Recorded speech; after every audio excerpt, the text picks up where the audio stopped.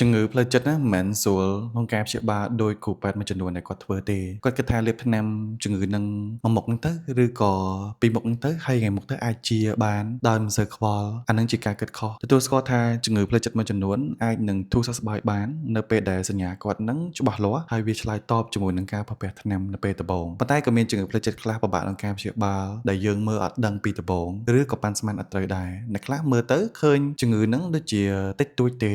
ឬក៏ស្រាលទេប៉ុន្តែដល់ពេលព្យាបាលទៅតឹងមែនតើហើយសឹងតែព្យាបាលអត់ជាឬក៏ព្យាបាលអត់ទៅមុខអាហ្នឹងជាបញ្ហាដែលតែងតែជួបដោយសារតែអញ្ចឹងហើយនៅពេលដែលព្យាបាលខ្ញុំតាមដានអាការៈរបស់អ្នកជំងឺហ្នឹងជាប់លាប់ហើយមានការអីឲ្យគាត់តាក់ទងមកខ្ញុំវិញដើម្បីយើងធ្វើការកែខៃថ្នាំព្យាបាលឬក៏យើងយល់ពីស្ថានភាពរបស់គាត់បន្ថែមទៀតដើម្បីឲ្យការព្យាបាលហ្នឹងកាន់តែប្រសើរការព្យាបាលថ្នាំតែមួយមិនប្រកាសថាអាចឲ្យអ្នកជំងឺហ្នឹងជាពីដើមដល់ចប់ទេពេលខ្លះមានការប្រែប្រួលនៅកណ្ដាលទីដែលតម្រូវឲ្យគ្រូពេទ្យហ្នឹងត្រូវធ្វើការផ្លាស់ប្ដូរថ្នាំព្យាបាលបន្ទាន់ដើម្បីឲ្យជំងឺហ្នឹងប្រសើរជៀសវាងការទុកយូរដែលធ្វើឲ្យការចំណាយប្រាក់ហ្នឹងកាន់តែច្រើនហើយអ្នកជំងឺទទួលផលរំខានមកពីថ្នាំច្រើននិងរោគសញ្ញានៅសេសសល់ដែលធ្វើឲ្យគាត់ពិបាកក្នុងការបំពេញតួនាទីឬក៏ភារកិច្ចប្រចាំថ្ងៃហើយការយល់ខុសមួយទៀតដែលគិតថាមានជំងឺផ្លូវចិត្តត្រូវតែលេបថ្នាំងុយគេងមិនត្រឹមត្រូវទេព្រោះអ្នកជំងឺខ្លះគាត់ឈឺស្រាលឬក៏គាត់អត់មានវិបត្តិដំណេកទេអានឹងអត់ចាំបាច់ប្រើថ្នាំងុយគេងទេហើយការប្រើប្រាស់ថ្នាំងុយគេងហ្នឹងក្នុងករណីដែលអ្នកជំងឺហ្នឹងពិបាកគេងឬក៏ថ្នាំព្យាបាលដែលពិសានៅពេលព្រឹកមួយចំនួនมันអាចធ្វើឲ្យជំងឺហ្នឹងវាជាសះស្បើយបានគេបន្ថែមថ្នាំប្រយុទ្ធបន្ថែមទៅដើម្បីធ្វើឲ្យជំងឺហ្នឹងឆាប់ធូរ